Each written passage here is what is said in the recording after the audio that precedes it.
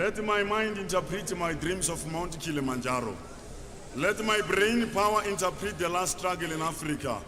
Unless human rights are embalmed in the statute books, loyalty shall mean vengeance, obedience shall mean rebellion, conformity a bluff, and happiness a sign of danger. And Africa shall know no peace until we in the south are free. From Cape Peninsula to Cairo, apartheid heresy shall cease. A sovereign state shall be a sovereign state. And the people in Africa shall sing a song to dry tears of long toiling years. At last the people in Africa.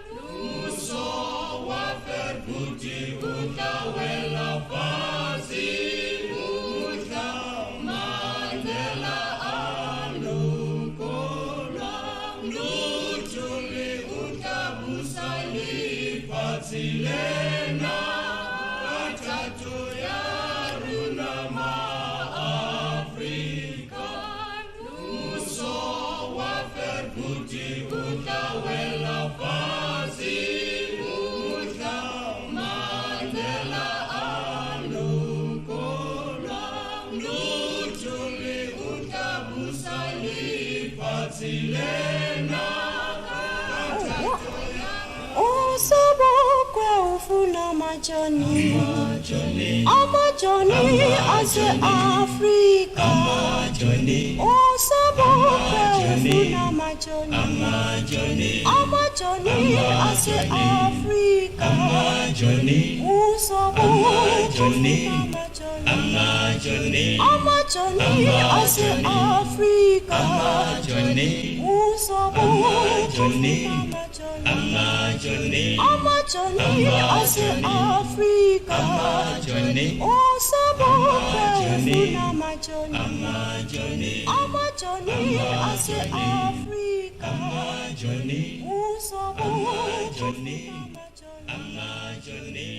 Thank you to every single one of you guys for coming through to this part of town, the inner city. And then I think we say it a lot, me and Ra, when we say, when we give address to this place, it's always like something which was very solid in our conversation over the years. It's like, just to locate you guys, you're on Corner Plain and Twist Street, and then opposite Noor taxi rank, MTN taxi rank. And we locked in by De Villiers Street and Quad Street. So we occupy a city block as we speak right now. And you guys can see the size of this infrastructure. And then you can imagine then the kind of sort of ideas and imagination that went into all these kind of different kind of spaces and whatnot. But just before I go any further, I just want to say, for the sake of we broadcasting, this thing is streaming. So if you guys have your smartphones and you have data on your phones, it's quite expensive data, I know. But just go to JHB Live, the streaming is there, and then you just share it, and then tag the Center for the Less Good Idea, if you can, and then distribute it in your own social media and whatnot. So we basically being watched by the internet, as much as we are being watched by the city through the buildings, I guess. And again, thank you guys for coming through and being in the space. So just to jump into the conversation, on my left, I have Rangwatu Hlasane, also known as Ra. You can clap if you want.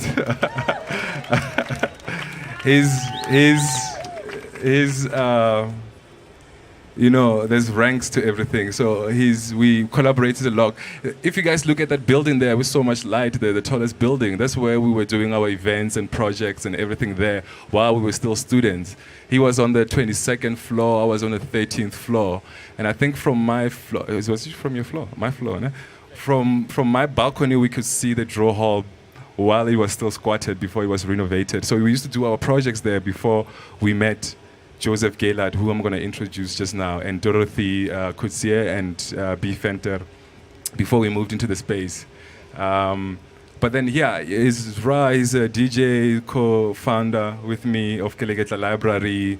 We are Shebinist also. We push our movement. And since we moved into sort of, I don't know if it's exile or temporary exile, we are at King Kong building just after GP police station, and we do our projects and events there. Before we start, I just want to recognize the month that we're in, which is the month of April. And then Ra, next to me, he'll be playing soundtracks to all these historic days and monument and powerful days that have happened in April. And funny for me, I was born in 28 April also. I guess that's why I'm quite crazy in this sort of narrative that I'm in. But Ra will will sort of show the days in April that are quite monumental and quite heavy and contexted. And I don't think that South Africa is quite have healed from just this one month alone, in terms of its complexities, English. But we'll start with the 2nd of April, which is Winnie Nomzamo Madikizela Mandela, and then is laid to rest today, which is quite, this light behind us is to recognize that process also, but also the light is to highlight the importance of the draw hall, and also the light is to highlight the work that we've created in the space. Osabokwe ufuna majoni amajoni ase Africa Osabokwe ufuna majoni amajoni ase Africa Osabokwe Introduce Joseph again, and he'll take the conversation from here again. Talking of a timeline, talking of a certain history before Keleketla arrived into the space and the context of where we are and why this sort of nice infrastructure and beautiful infrastructure and powerful infrastructure and resilient infrastructure came to be what it is now. And then the idea of us formulating this, and then whatever is documented today will serve as an advocacy tool in a way for us to be in conversation with the city of Johannesburg. Somehow, some way, the door will be open. Some of the members were supposed to be here, but as you know, it's the city of Johannesburg, which is bricks and mortar, nothing more. I think, Joseph, you can take it from here. Hi everyone. When Malose spoke to me about 3 weeks ago, we had coffee in my kitchen. What I was going to speak about seemed very, very clear on this bright, Sunday morning in Troyville. And over the ensuing weeks, it became a bit less clear to me. But I'm going to anchor what I'm going to say kind of in some fairly concrete details about the site, and about the involvement of myself and friends and colleagues in animating the space during the course of the 2000s. So I was involved in the drill hall as a member of the Joubert Park project, a loose collective of artists that developed a series of activities and projects in public spaces in and around Joubert Park from around 1999, and then subsequently operating from a desk at the Johannesburg Art Gallery. It was comprised mainly of a younger generation of Joburg artists, mainly art school graduates as well, working with also informally trained artists from the inner city as well, and community-based structures and NGOs in and around the Joubert Park area.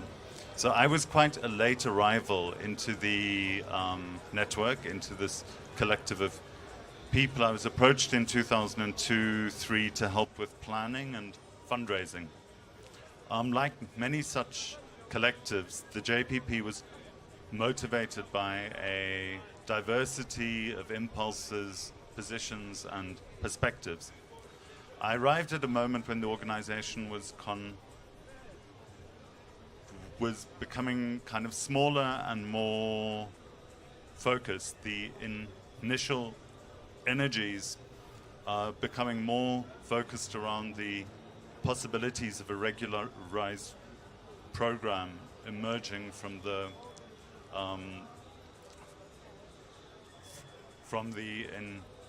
initially quite dispersed set of activities and projects. So around this time in 2003, we were approached by the JDA, the Johannesburg Development Agency, to be one of four anchor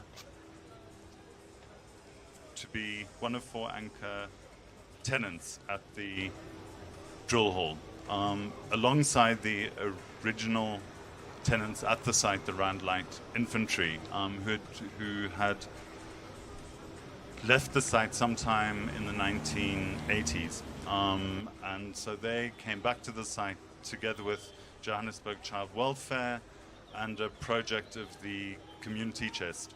So we were provided with this really special space on the top floor of the West Block over there, a 200 square meter kind of glassed in space, which we developed as a gallery and event space with a small office and storage space incorporated into it.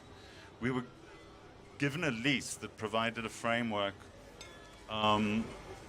for a nominal rental over an extended period of time. In the ensuing years, we staged a variety of projects in and around the space, which were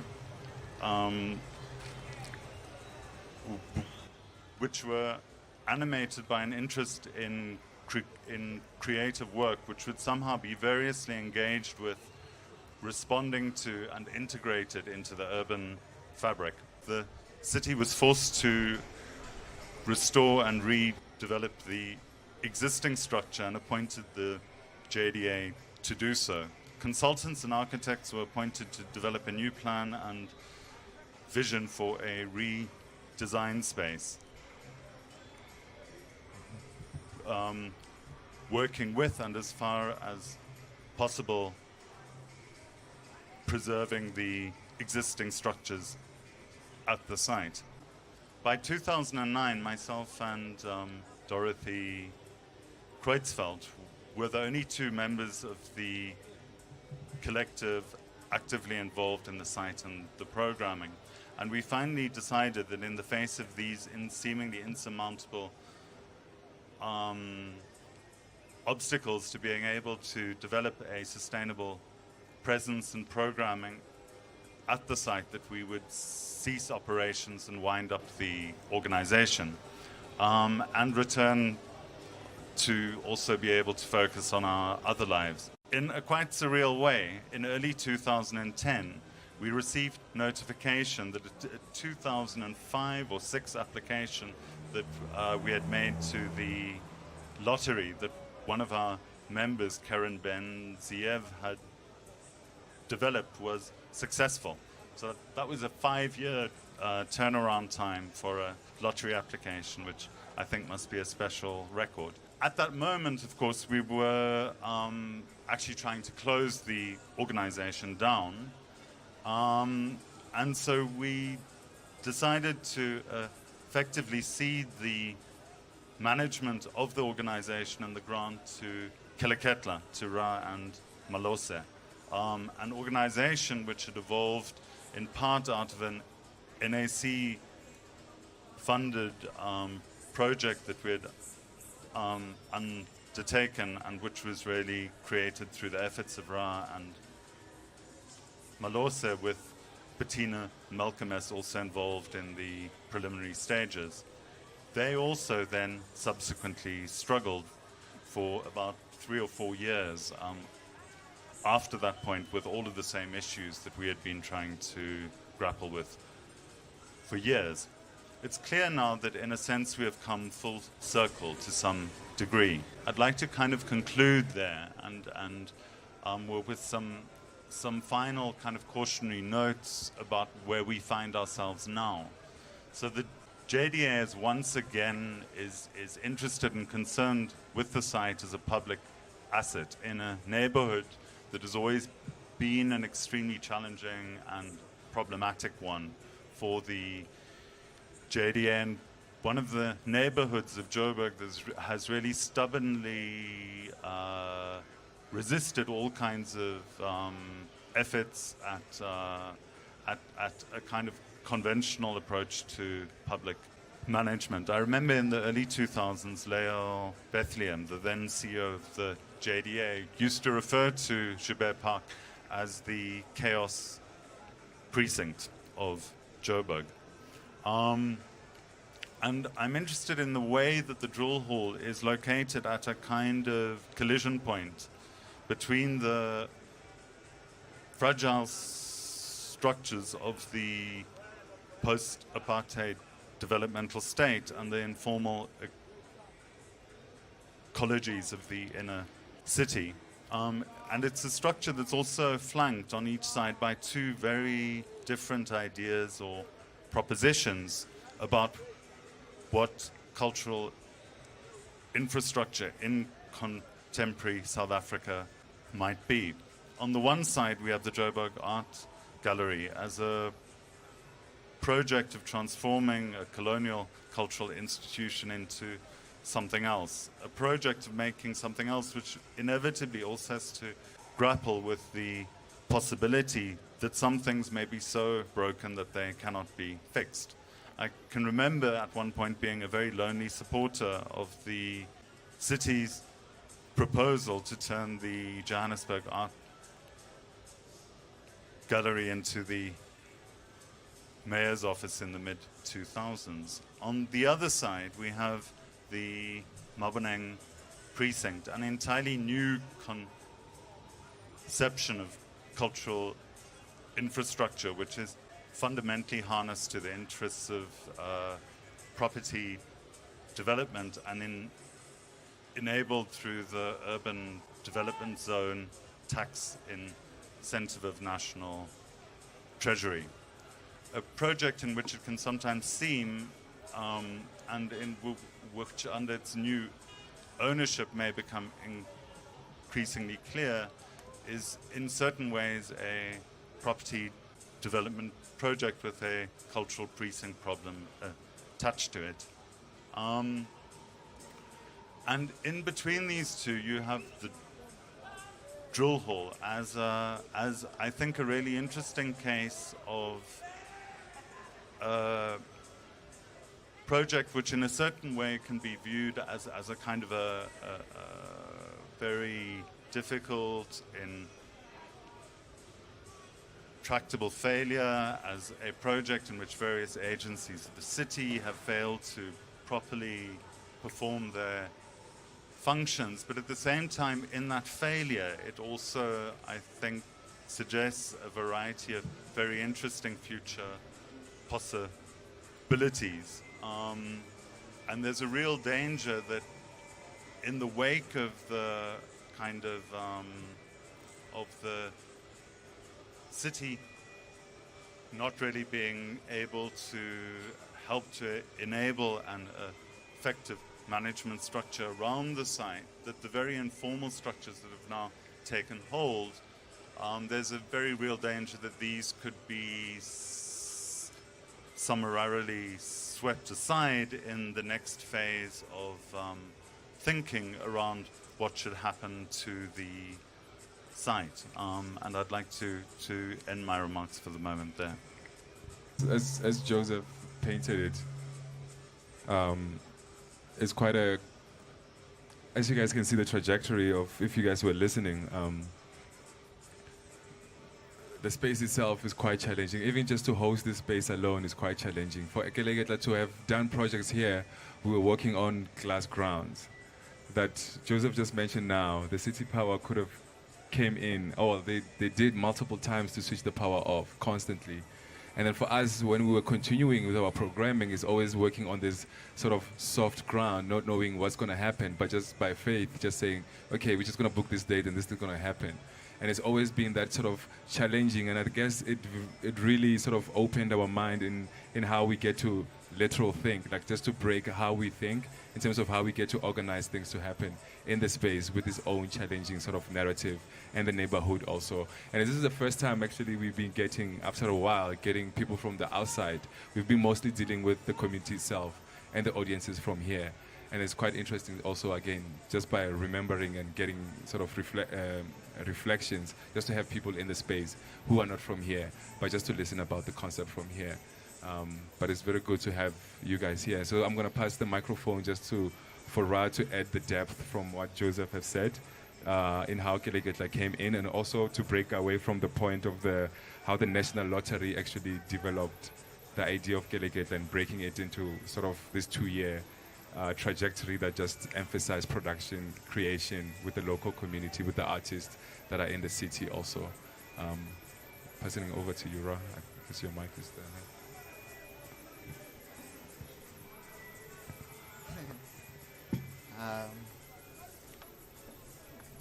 Tobela, good evening, everyone. Once again, thank you for coming. This is Rangwatu. As Malose said, we started working within this inner city of Johannesburg from that building that used to be called the Mariston Hotel, now known as Gateway Lodge. It's quite a significant building. It really was one of those.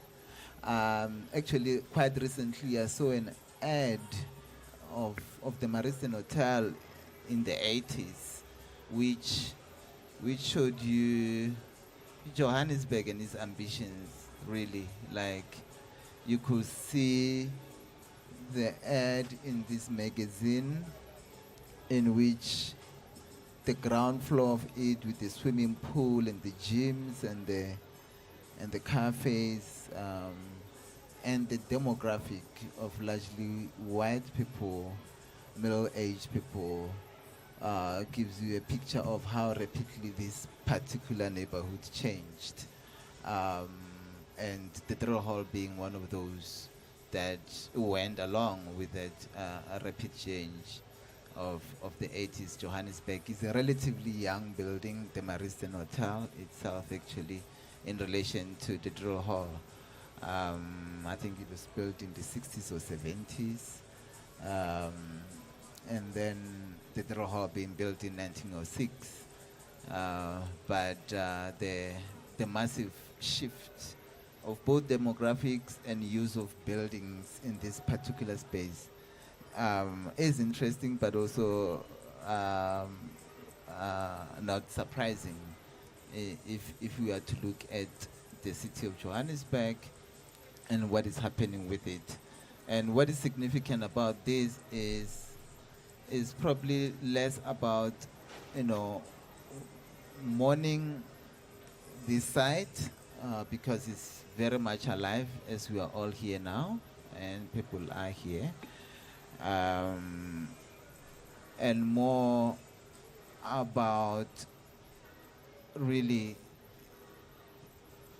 the inevitability of art and politics in this space, because when we started working at that building as art students, our own biographies, our own professional ambitions in terms of education and training had very much to do with what it means to imagine. Art being a space of imagining, a platform to imagine that which is not there. And we did that by turning our own bedrooms in student accommodation into a space for imagination, not by ourselves, but by inviting others. And the same ideal, particularly when it was time to exit a very small student accommodation bedroom and start looking to a broader world, this drill hall became that space, right? So we approached the JPP and came here and said, we've been doing this thing for 5-6 years, and now we want to find this space that is bigger, more open to a broader public, and the drill hall was such. So many of you got this book as you entered, and you can see the picture in the front from the archive of the Museum of Africa. A picture that is quite prophetic, you know. It speaks to a large number of people who were coming here in 1956 as supporters of the treason trialists then. It appears to be a picture that perhaps captures a moment before the gates are open, or a picture that denies access, or a picture that suggests that this place is contested then and now, still is, as you can see, you know. So there is a video actually that I think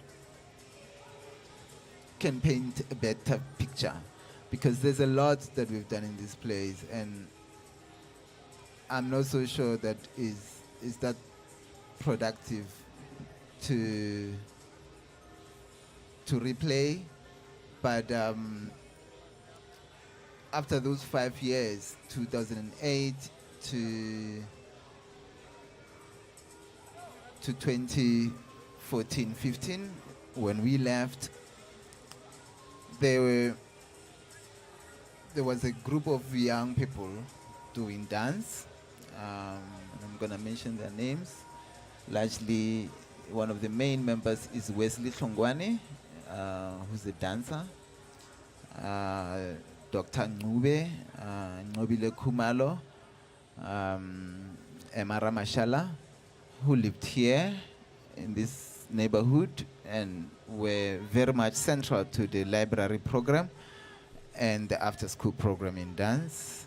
They were later joined by Invention Ramaisa and Andile Nzuza.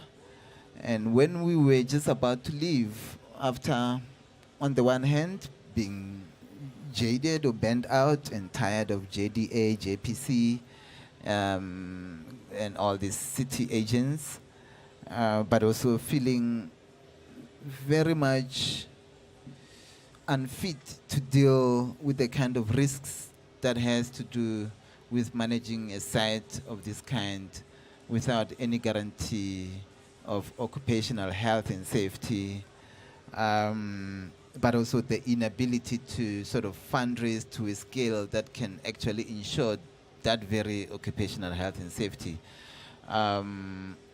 We had, by that time, developed such a complex, rich, long-term educational program that focuses on art, imagination, and politics, that some of these members, including Wesley Hlongwane, Dr. Ngube, had began to emulate the work itself, emulate in terms of programming. In other ways, to think about imagining that which is not there, the very rules of our practice, from student accommodations, but also when we got here. And they made a piece.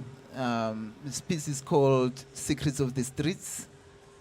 In other ways, after years of us sort of like doing the mediation of inviting colleagues, partners, collaborators across town, from art collectives to theater collectives, also assisted by the funding, the 5-year late funding from National Lottery, and other colleagues and partners such as Medicine Sans Frontier, and doing things at Constitution Hill with young people, from collectives like Liquid Tongue and Mind Your